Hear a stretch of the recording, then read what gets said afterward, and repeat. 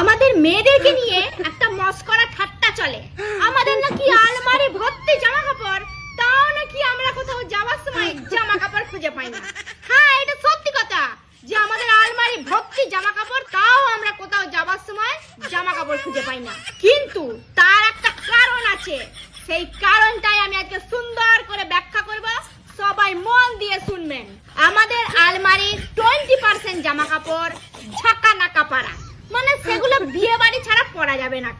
সেই জন্যই কোন কালে ভদ্রে একটি বিয়ে বাড়ি পড়বে, তারপরে আমরা সেই জামা কাপড় গুলো পরবো।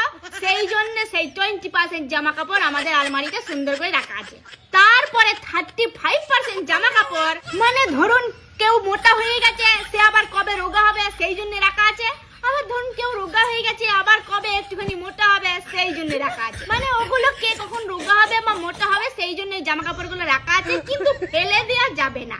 তারপরে 5% জামা কাপড়, মানে আমাদের ওগুলো নতুনই থাকে, ভাঙা। মানে ধরুন কোথাও যাওয়ার জন্য একটা নতুন জামা কাপড়ের দরকার পড়লো, তখন আমরা সেখান থেকে টুক করে নিয়ে পরে চলে যাই। তারপরে 25% জামা কাপড়, ওগুলো ব্যাক ডেটেড, মানে আগে ওই ফ্যাশনটা ছিল, এখন আর ফ্যাশনটা নাই, কিন্তু তাও আমরা যত্ন করে রেখেছি। তার কারণ হলো পৃথিবীটা গোল, আবার যদি ওই পুরনো ফ্যাশনটা ফিরে আসে তখন আমরা আবার ওই জামা কাপড় গুলো পরবো, কিন্তু আমরা কিছু ফেলে দিই না।